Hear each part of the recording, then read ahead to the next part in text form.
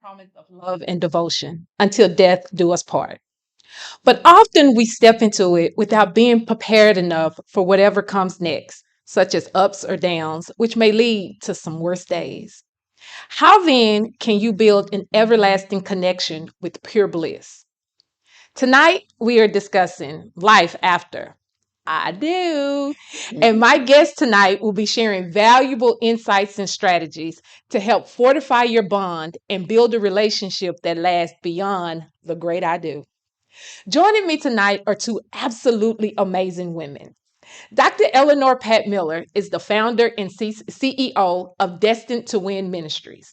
She has a doctorate of religious philosophy in pastoral psychology.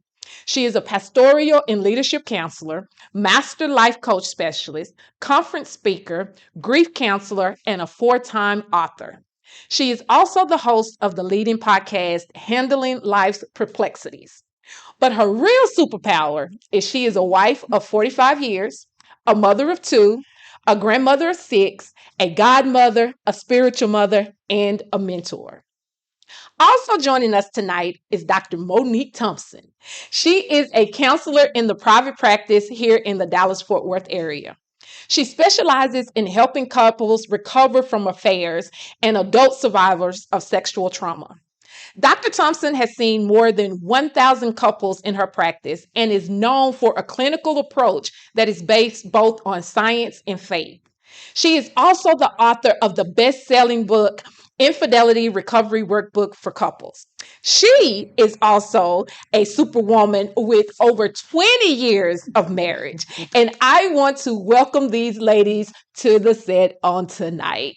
Thank you, ladies, for joining me. Excited. Thank you for the invite. Yes. Yes, for sure.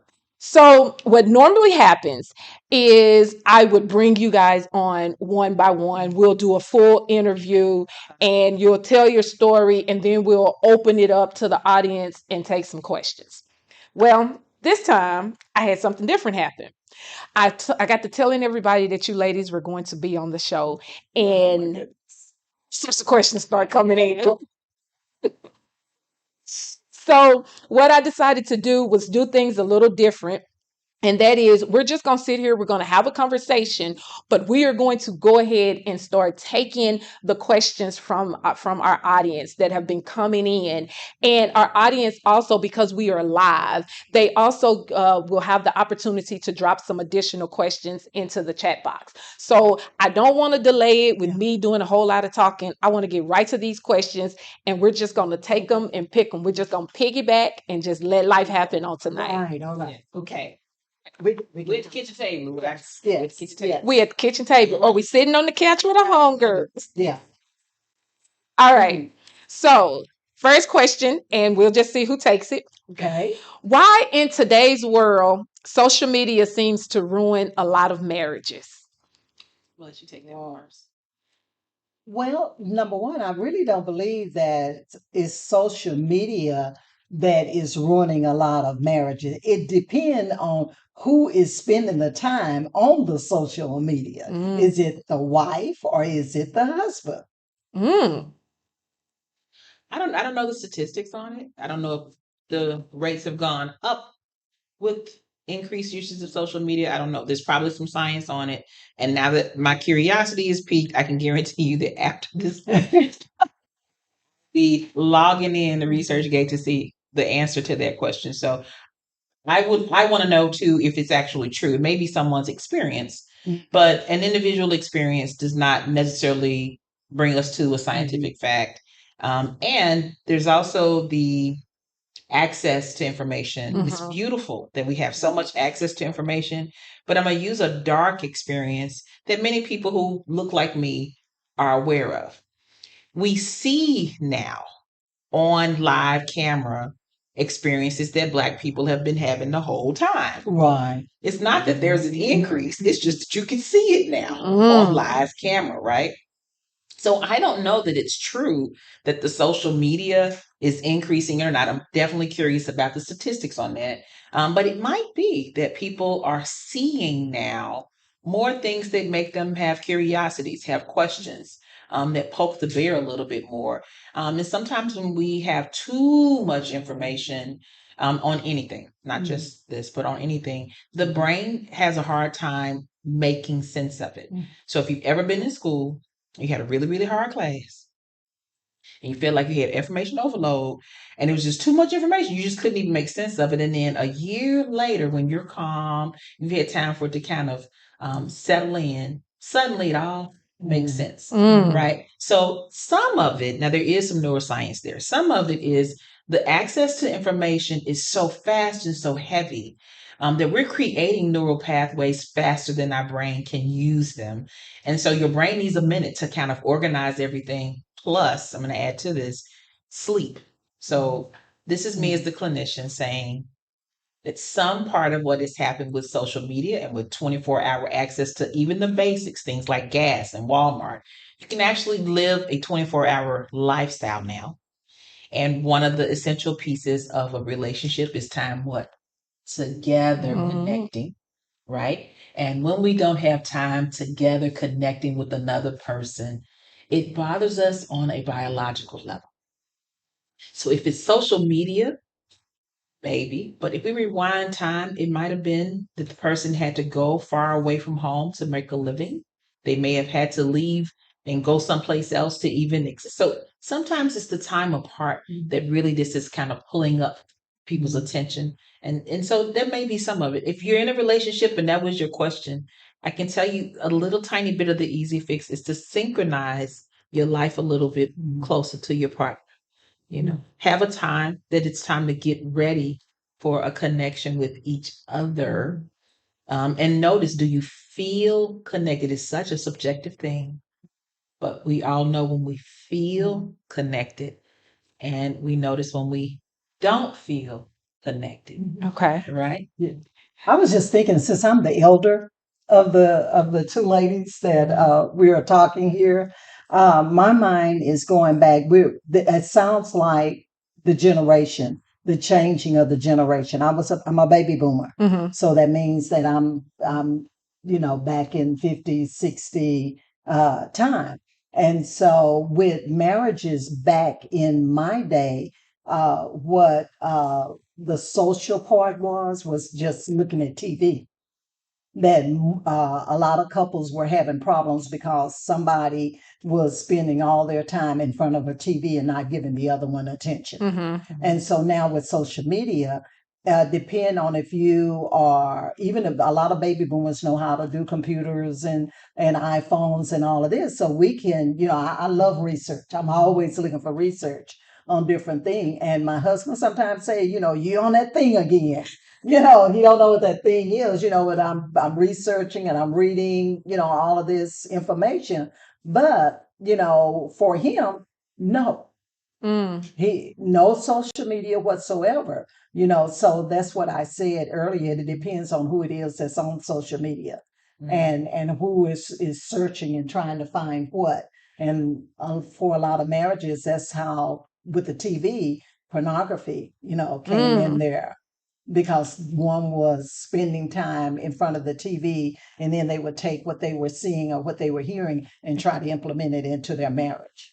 And I don't want to belittle this, stay on it too much Yeah. longer because I want to get to the rest of these questions. But one of the things that I have noticed just in this social media thing is we as you were talking about, we have access to more information and we're seeing other people's lives, and people give an illusion of what their life looks like on social media. We can paint these pictures, or we can see Real Housewives of Atlanta and we see this life that they're living and this perceived relationship that they're in, and then we try to I know quite a few people who then try to go model their lives after that.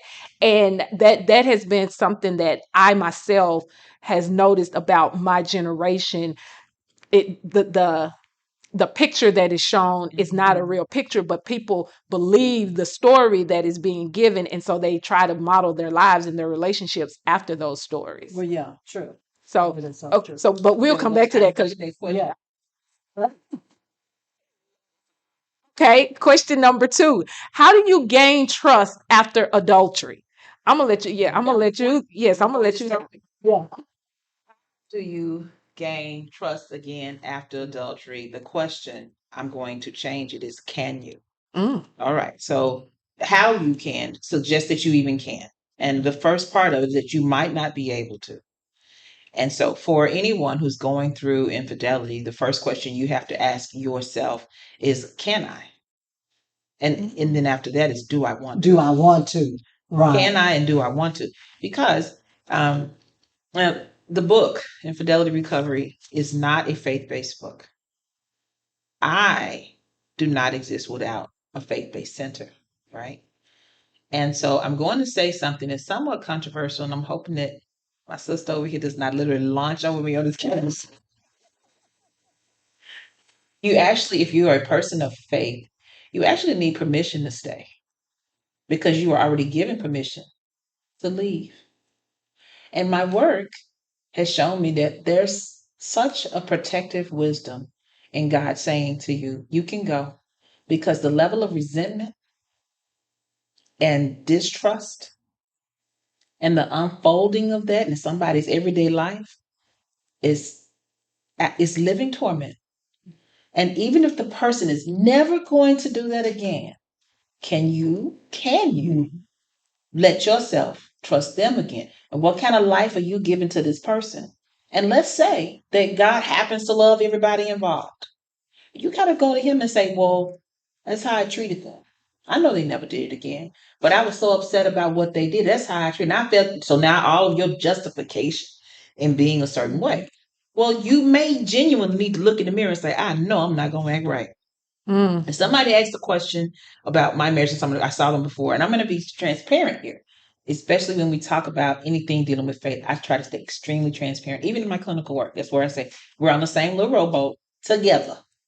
There is with a little hole in the bottom of the rowboat, waiting for God to save us all. I'm not the one, He's the one. But my husband and I have an actual agreement that if either of us gets to the point where we actually are ready to go, don't trust me. I've told him, I'm like, don't trust me. And I can't trust you. Because at that point, I'm going to be out for my own self by nature. By nature. Don't trust me. If we're headed for divorce, you better have your attorney talk to my attorney. Because that's the only people we're going to be able to communicate through. If it has gotten to that point, don't, and we genuinely have said this to each other, repeat, like, don't, if we get there, don't trust me. I said, if you ever actually cheat on me, don't trust me. Because I don't trust me. I know me well enough to know that I don't trust me. So in our marriage, that is just an understood rule that we have, is that if we get there, nobody's gonna all bets are off, which means that all bets are off. Right? However, I have seen the impossible happen. Yeah. And in the first session, I say to any couple, I have no idea how this is going to go. But I can guarantee you that we're going to have to all clock in, because whether you stay together or not, you want a peaceful ending. You want a peaceful divorce, which requires evidence. Off the camera, we were talking about the responsibility for peace. There's a responsibility you have. If you want a peaceful divorce, you have some responsibility. There's a book I like, The Healthy Divorce by Everett and Everett. And every time I sign that book, people are like, well, we can do this, we can stay married. I'm like, my point. My point. If you're going to do the things to have a peaceful, healthy divorce, you might already have the tools you need for repair. So now you have to look in the mirror and come clean. It's not that I can't. Now I admit I don't want to.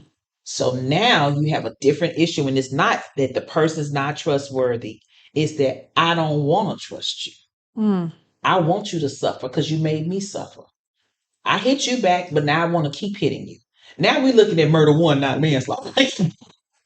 So I'm saying, thing is not how, it's can you, do you want to? And the other person has a lot of work to do. A lot of work to do, because they basically are emotionally bankrupt with you at this point. They don't have an account. The account is closed. Right? The account is closed. And so how they regain themselves as a trustworthy person, it is more the likeness is more like a 12-step program. Step 4, where you got to come clean with things, Step 8, where you make amends Mhm. and then you do them all over again. You do them all over again, not because you want that person to trust you, but because you have chosen to be a trustworthy person, Mm. right? So that question, I would take it from pain. Like, how do I do this? That's like a painful cry. How do I do this? But first, step back and say, well, can I? And do And I'm I gonna tell want you, have to? you been through, if somebody has cheated on you, the first 30 days, your answer is no. Your answer the first 30 days is we are on a peace treaty of nobody make a commitment to do anything. Because you're hardwired to avoid pain. So you'll say, oh, I'll work it out with you, and now let's work it out to avoid pain. Wait 30 days. Literally, when you find out that people come to me all the time, they already know the person cheated. They have foolproof evidence. We're talking about DNA records, police accounts, Not detectives. DNA. And for those of you who are cheating, people come to therapy to decide what they want to do. They already have all the evidence, so they actually, I say anybody take 30 days for you to decide, can I? Do I want to? And then after you've given yourself some time to choose to heal, choose to learn, you're able to be calm and think about it. Now you can actually go to that person and say, I'm going to ask you, have you been cheating? And if you tell the truth, I don't know what I'm going to do. And if you lie, I don't know what I'm going to do. But I need you to tell me right now, have you been cheating? And let them respond to you. But if you've taken 30 days to decide on being able to ask that question, you already know what you're going to do. If you come see me, you already know what you're going to do the first 24 hours, the next 48 hours. Because you got to ask that question. You got to ask that question. You can't live your life not asking that question. I want to jump in and I want to do a flip Uh-oh. because I want to talk when you talked about faith, and when I think about faith, I think about someone that is grounded in their belief, that they believe that I can do all things through Christ Jesus Mhm. who strengthens me. That's what, when I counsel on the biblical side, that I can say that how can I do this? You can't do it, but with the help of the Lord that you say that is in your life that you have to totally depend upon, it can be done. Mhm. How do I know it can be done? Because I have lived through that. And my faith level at the time that I went through it had started my foundation on leaning and depending upon God. Mhm. And I took that even into, this is my second marriage of 45 years. In a few weeks, it'll be 46 weeks. And a lot of the young people would ask me, the young ladies, and how did you do it? I do it 1 minute, 1 second, 1 hour, and 1 day at a time. And I look back and it's like, man, I've been doing this for 45 years Yeah. because my focus Mhm. was not on my mate. My focus was on Mm. my relationship, that I asked God to put me into a relationship of marriage. I vowed to God first before I even vowed to my husband. So I just believed that whatever that I had to go through, he was going to help me through it. Mhm. Now that comes with that's that faith, because everybody has different levels of faith.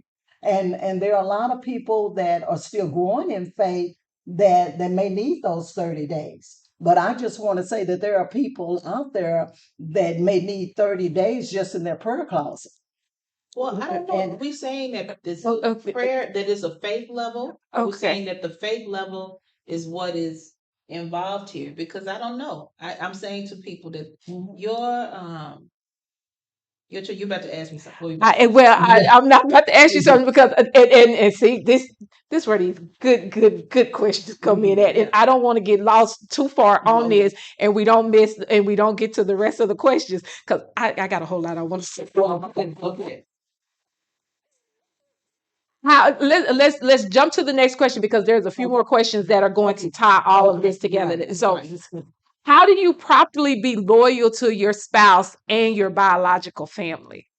Dr. Eleanor, I'm gonna let you take that one. Okay, the biological family, their I natural mother. Are you have decided and accepted marriage, the word is just there if that's what you're going by. Husband, find a wife, you have to leave your mother and your father, Mhm. and you have to become one. And I know that that's not easy for most people to do, because they have spent all of their lives with their mom and with their dad, but you have to go through in order to separate yourself from them, because you could have a good dad, that he's been paying your way, and making sure my baby ain't going without nothing.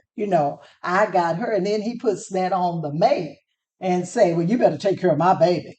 My baby ain't wanting for anything. Mhm. But then their situation may not be like it Mhm. was when they were out. Now you got a problem there. And so to me, it's just a matter of growing and prioritizing what should be and what should not be. Mhm. And that's what you have to end up, I believe, as you journey, Mhm. because marriage is a journey. I know when I was married, making that I didn't do a good job of making the separation and making the split like I probably should have. Mhm. So, you lean on your family a Yes. whole lot more, Mhm. and they and we're going to talk about this here soon. The family kind of gets a little bit more involved in the relationship, because you don't make that separation with, what's between a husband and a wife is between a husband and a wife. And sometimes we have a tendency to bring everybody in, or to continue to, mama's boys. Yeah. That's, that Yeah. I know quite a few folks who do not know how to break that. Another, I would disagree. Mhm. Yeah. You would disagree. This is because I would just put the word sometimes in all of it. Sometimes. Hmm. Sometimes it is wise to be loyal to your spouse, and sometimes it is not. Sometimes it is better to be aligned with your family, and sometimes it is not. I cannot give someone a gospel answer for a situation that's wrought with circumstance and with grayness. Even in our Bible, Old and New Testament, there's grayness there. One of David's wives went completely against her husband's wishes, met him out on the street, gave him everything that he needed. After her husband had said, I don't know that man. I don't know why he been out there trying to tend to my flower. I ain't asked him to do that. If he show up, I'm going to get him and all his men. Tell him don't get off my land. Is that not what happened? That is what happened. And then the Bible says literally God killed him.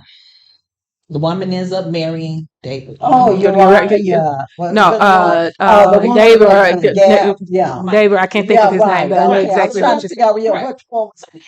Her loyalty was to who? Her loyalty was to God. Mhm. Okay, so then we fast forward a little bit further on, and we see Ruth and Naomi. And the importance of that story is because we are looking at the lineage of Christ. We see where this woman's husband is actually gone. And the tradition and culture was that she would return to her people, Mm-hmm. or that the mother-in-law would give another son. And she was like, I'm too old. If I find another husband and then have a child, by the time the child is old enough to marry you, you'll be an old woman too. But Ruth, no, your people will be my people. Your God will be my God. So she's loyal, but your God will be my God. She goes forward. We see her marrying, following her mother-in-law's wishes. But people have to consider the peril this woman was in. Part of the reason for that tradition was to protect women during BC times. I can understand. We have a woman who is completely vulnerable economically. Her body is vulnerable. She follows her mother-in-law's advice, being loyal to your mother-in-law instead of going back to your people. So you're saying put. So you're saying put a sometimes. I can agree. sometimes it's cleared up for you individually when you go to him. So that person, whoever it is, what if I don't know, your mama and them might be right, baby. This chest of the molest. Oh, I don't know if he hiding bodies in the backyard. I don't know. No, I don't know if he is literally going upside your head every night telling you not to tell nobody. I don't know. So I'm not gonna tell you stay up under him. No, I'm gonna say you may your spidey senses, or possibly your spirit of discernment may be picking up on something, and you need to go and make sure that you check it out first, not with your mom and them, and not even with us. Check it with God. Check it out with him. He has nothing to gain from lying to you and won't lie to you. I agree with that. Right. So that's where I'm going. I 100% can I can 100% agree with that. Yeah. Well, I just want to say that they're hearing two different sides, and that's what we're getting. We got over here with the faith and the science, and then I'm going strictly from just raw out. If somebody had really have decided, that I'm just going to go all the way spiritual with it, then because you have to be the judge. Who are you? Which one are you? Where are you? Would you, And just like Dr. Thompson said, it's a relationship. Yeah. Can you truly combine incomes or keep separate accounts? I don't know who's good with the money. I mean, seriously, sometimes 1 + 1 = 12 because you paired with money. Paired with money. Yeah. You out there doing Jack and the Beanstalk level stuff. We talking about going to the grocery store. You come back with magic bean. Like, for real. Yeah. Who's good with the money? I'm sorry. I jumped because that one is like the easiest question. You know what? This makes me think about that we implemented in our church when we formed marriage ministry, that every couple before they got married, they had to go through an assessment, just like we do personality assessment. There is like 150 focus. I don't know if you ever heard of focus. That you have to, and that's what they set your counseling sessions upon. What you said. And then you'll figure out to be able to say, and you can deal with some things before you even say I do.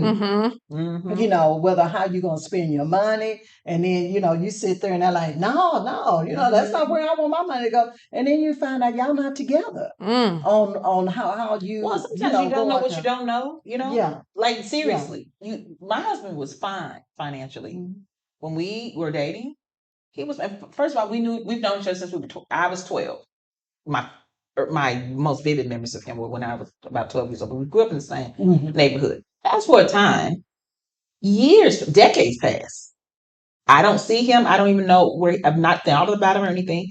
And he holds the elevator door for me in Dallas because I was running late.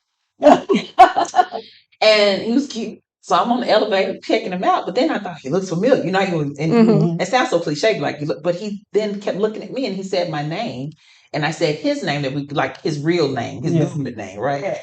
So we get off the elevator and we're just exchanging as neighbors because I'm like, whatever happened to this? And so we connect. Well, this man had all his ducks in a row. I mean, all the ducks in a row with, old McDonald's farm. He was straight. Then he lost one contract, lost another contract, hit a wall, and if you've ever been a business owner, all you really got to do is lose a couple of your lucrative contracts. And now you like, what, right? He went to rebid on one of them. He had gotten outbid. And he was like, the only way I could go back is to underbid him. But then, I won't be making it. So it was like, no way to make it work out.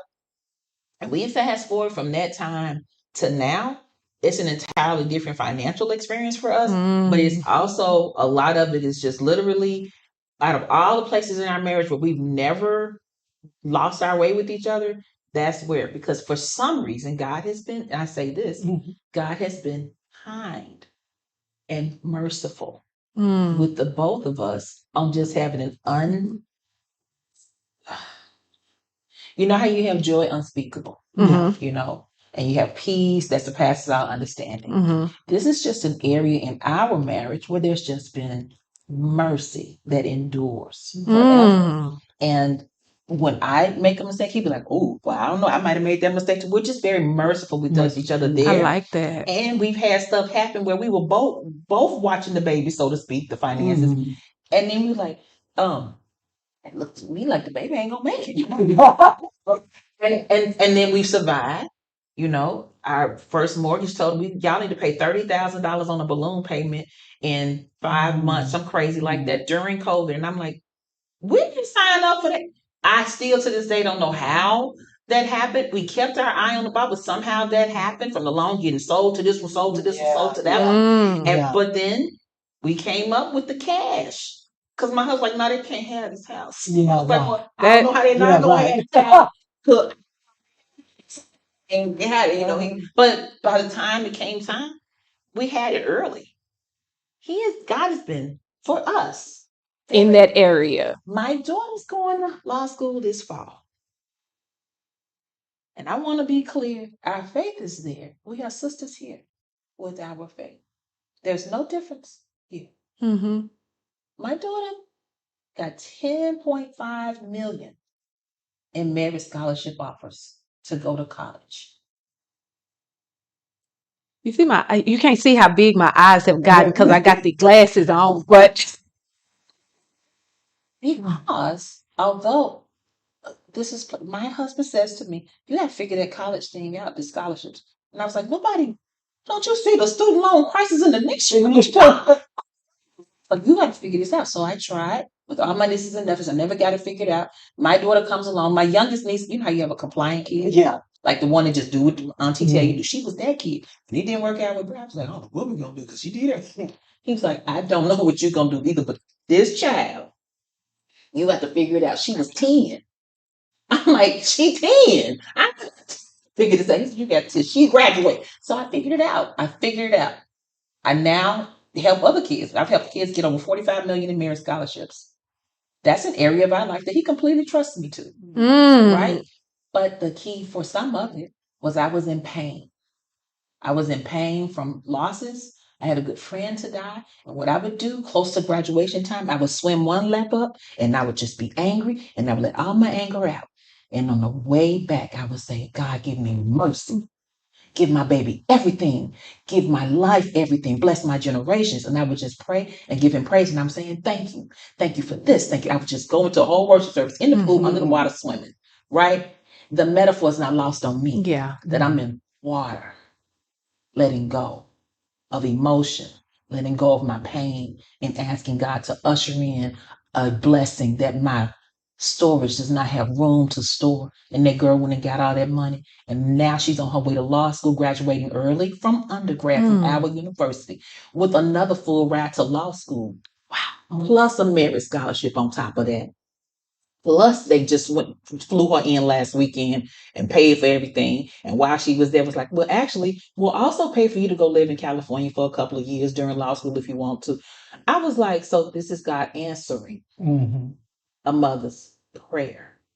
But my husband trusts me to that area of our finances. You see?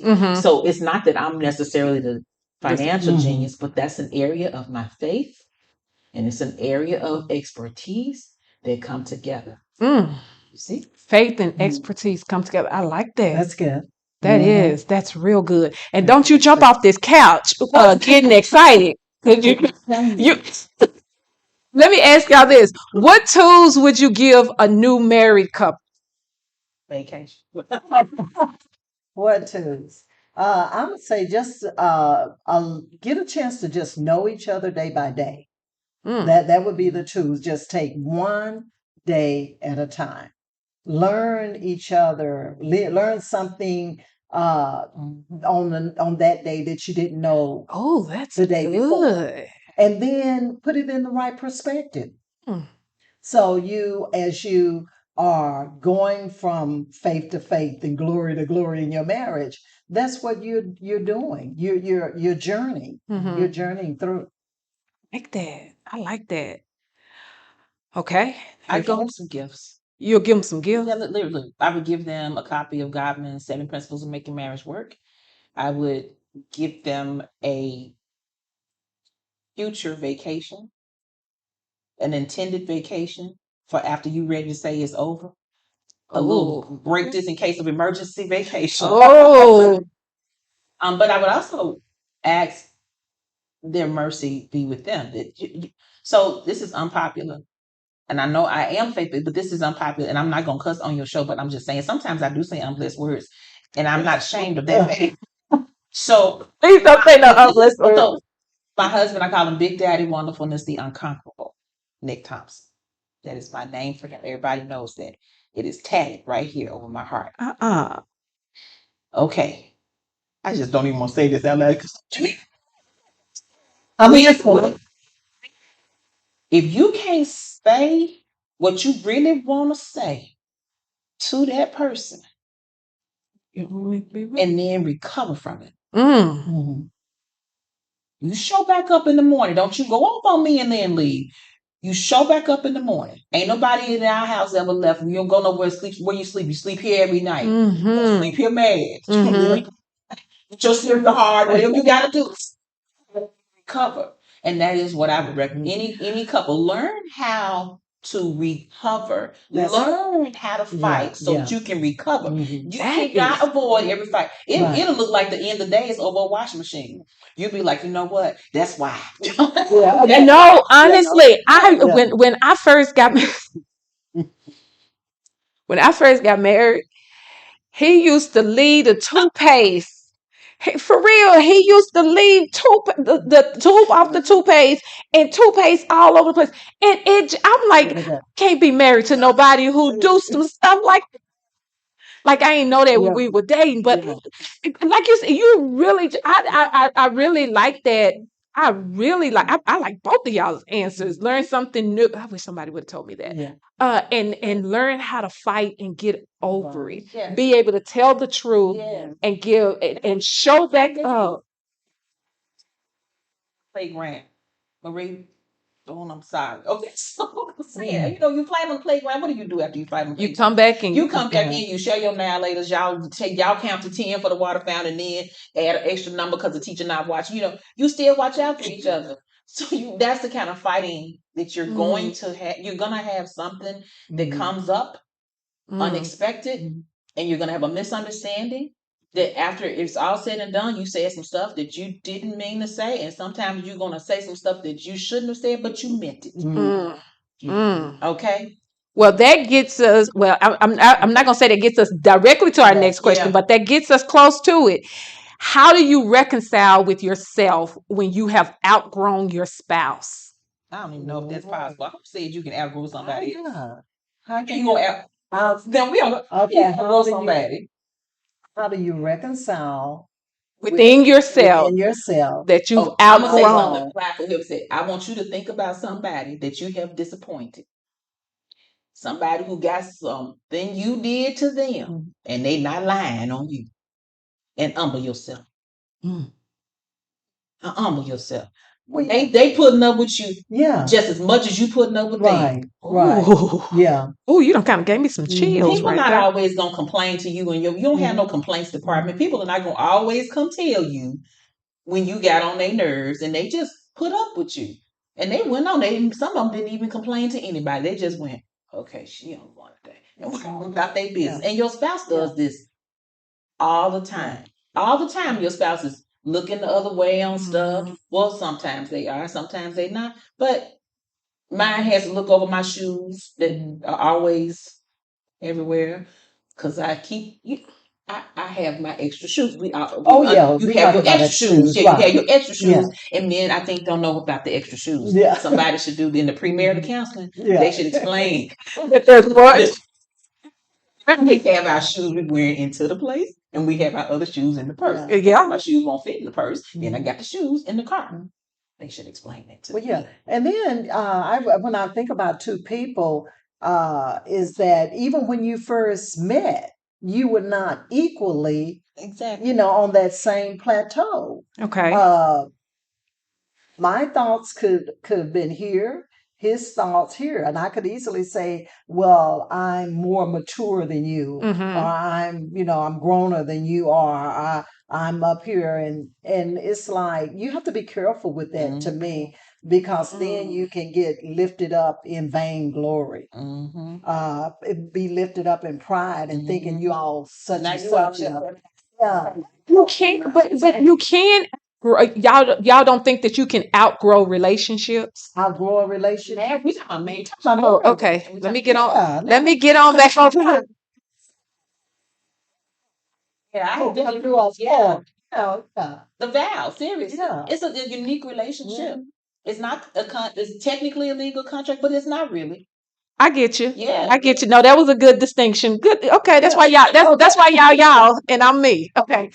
How do you keep the passion when you've been with the person so long? How y'all keep that passion going? Yeah. It's different kinds of passion. Okay, maybe they don't understand that. So what are they talking? Are they talking about sexual and having being aroused, and like, hey, what's going, are they talking about that or But you can lose passion. You can lose passion. For a little while. So maybe I should say Okay. for a little while. I mean, I this is on my magazine. I fixed collard greens, mashed potatoes, pop today. Y'all, they already know my. Did you have a passion for that? Yes, Yeah. and today I did. Yeah. Today I right, and I fixed it because that's what I had a taste for, right? But Sunday, I literally may not feel like cooking dinner at all. Yeah. That doesn't mean I don't like to cook. Yeah. That don't mean I'm never gonna cook that again. But today, Yeah. I don't know what y'all gonna do. Yeah. Okay. So what you're saying is, Okay, break it down. so what you're saying is, let's say they are losing passion for their mate. Okay. And what you're saying is, based upon that example right there, what you're saying is we have these periods of passion. If you may be in a season of high sexual passion and but then there may be a season where you don't feel that passion. How do you, let's say that's our example. How do you rekindle on the moments when you don't feel that passion towards your mate? How do you, how have y'all kind of kept that passion going? Talked about this before we start. My husband, I don't believe in you just don't have sex. We have a healthy sex life. I agree. However, I'm hitting the change time, okay? And stuff don't be quite the same. Yeah. And I took personal responsibility. And I said, okay, I like him and I like having sex with him. Yeah. Something wrong. I may be going through the change. My mama like, no. Would you? And then she give me all this scary information. Like, well, your unlord, she still. I'm like, what you mean? See, I want. This is only over. So some of it is like you got to take personal responsibility for maybe biological, especially for women. For women, there are legitimate hormonal they can change your interest in sex.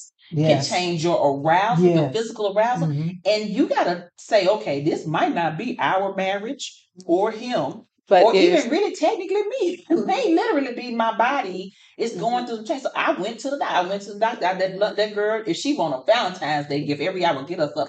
Because she just made it so simple. She's like, oh, this is all we have to do. And I was like, it cannot be that simple. I'm like, we need some special procedures or something. She's like, girl too. So I'm like, okay, maybe because she's young, she don't know. I'm like, she's my doctor, so I'm gonna listen to her, so I'm gonna try. And it worked. Like a charm with no medicine. I mean, nothing. I thought we were gonna have to have some conversations and stuff. I went in, she was like, no, it's common. She was just like, this is really normal. And a little bit, I was reading up. I'm like, she was like, did you really sit back at home and suffer with this when you could have just came in here and this could have been, and that's genuinely what happened. So now we joke and say, I'm like, I got a new girl now, we have fun with her. So that sometimes is a personal responsibility. Yeah. Sometimes it's deeper. I enjoy the word sometimes in all of my work. I got you. Yes. Because sometimes it is an indicator. I believe in the spirit of discernment, but you take that upwards. He is not literally trying to make you a CIA agent in your own life. You getting spidey signals and trying to figure it out and reading books and asking us, or get yourself where he will talk to you. You want to be a human heart, he will talk to. Yeah. And sometimes that's part of your issue is not that you and your spouse are not on the same page. And I mean this gently and respectfully, but sometimes it's you and him not on the same page. And you just really need to clean this up because he's maybe even talking to you. I take it seriously when I can't hear God. And y'all saw that happen in here. I saw them questions y'all put in to shut said. And y'all, you said, I said, yeah, I know we are, but I gotta go in there, have me a quick minute. But that's a learned discipline. It's a learned discipline from mistakes, from from real mistakes where I didn't take a minute to hear, or sometimes when I heard and didn't do. And my marriage, I'm grateful God has been kind and protected us through many things where some of them were my fault, some of them were my husband's fault, and some of them really wasn't nobody's fault. Right, right. Yeah. And for me, when I journeyed through that, it had a lot to do with going through the change of life. As what we call it, what I grew up on, and menopause is what everybody is talking about now. What's Tam Brown? She's calling Perry. Oh, Y'all got a whole different name for it, but I had a lot of conversations during that time with my husband. And I was like, I would inform him that my body is changing. Hormones are changing, the desire that is connected with all of these chemicals. So I tried to have that scientific conversation, with him to tell. And you said something that a lot of ladies want to put on the back burner. You really need to go see your doctor. You need a checkup and see if you're off balance, because it may not. And we get mad at the other person thinking it's them. And then a lot of men need to go see a doctor because all they want to do is get the blue pill. And even with I went through that with my nephew.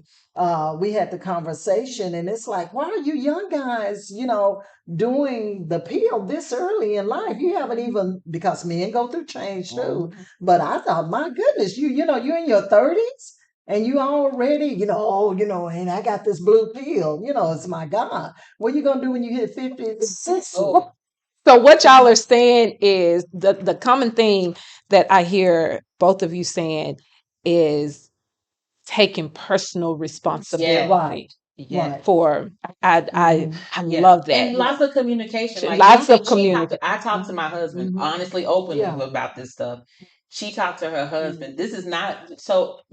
This is gonna sound very conservative, and I'm genuinely not. Obviously, I'm not that conservative, but on some things, I probably lean that way. When you're married, we were like, nah, they married. It's different. It's different, and you do too owe your marriage. You owe your marriage to go get that checked out and figure out. Your husband is looking forward to that. And so are you. And when you can't bring yourself into it, or for whatever reason, because he done got on your last nerves, because you think he's sleeping around, whatever it is, y'all need to come. Yeah, come to the table. Yeah. And what that don't suffer. If God call you to suffer, don't be suffering. Enjoy your life. Right. Okay, so we have 10 more minutes, and because I want to ask both of you this question, and get how have you both managed to establish individual growth and solidify your own personal identity over the years through your long-term commitment? Mine, just bottom line, is my relationship with God. Okay. I mean, that's where I stay anchored in, and everything else has to build around that. When I was young, I went to a conference with my family, the women in my family, and it was this big, huge conference with women about like this, right? And all these women were up on the panel. There was a doctor up there. There was this doctor up there. There were all these professionals up there, and my grandmother. My grandmother, who did not even have a high school education, worked as a maid, was up on this panel. And they asked her this question. Really? And do you know what she did? And I'm sitting out there in the audience waiting to hear, right? A little bit because I'm a nosy granddaughter at this point, right? What you do? She said, I prayed. I prayed for my marriage every day. I prayed for him. I prayed for me. I prayed for my generations. I prayed all the time. And that's what happened. Now, my family knows this story, and I don't tell client stories. I know humbleness that comes in seeking out help. So I never even share anecdotal stories about my actual clients. But my family knows the story and it's well understood. My grandfather, who, when I met him as a baby and as I never met the man that they knew who was horrible to everybody. He was physically abusive. Apparently, he used to drink. I didn't know any of these things because the grandfather I knew, that door locked at a certain time. He was sitting in front of his Bible after that time. And once he moved from that Bible, this house is shut down. He was a deacon. He was at church all the time. When he passed away, literally there was no room to spare of people coming up to share stories of how he took care of them and didn't take credit for it. He had a garden that we enjoyed the fruits of, but it turns out he had been dropping off groceries to people in need the whole time. I didn't even know that. But the man that was my grandmother's husband, who raised these kids, the stories are so consistent that it's undeniable. He was horrible. And then he made a change. I believe in the power of prayer because of that. Because it's an undenied story. For sure, they didn't go get professional help. Right. For sure. But I didn't even know some of this was like for real true until I saw journals and things like that. I learned it was really true. So that's what helps me. Keep We your are balance. sisters.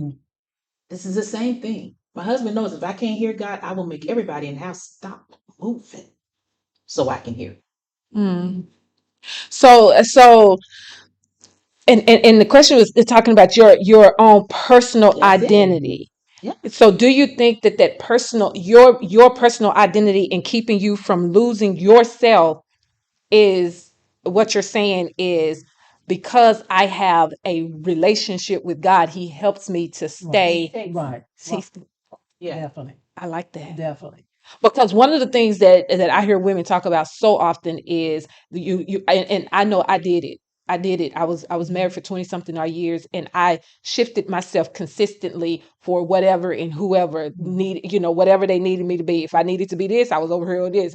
And so I did not know me. I didn't know the sound of my voice. I will say I had a relationship or somewhat of a relationship, but I didn't have a full relationship with God. My identity got lost in the midst of all of that and who Shantae was, what Shantae sounded like, what Shantae wanted, what Shantae believed, because, it's been years shaped from everybody and everything.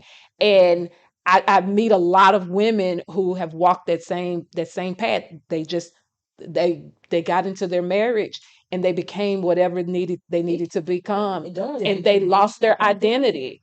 I want to give both of you 1 minute apiece. 1 minute to do what I'm just telling you what I want you.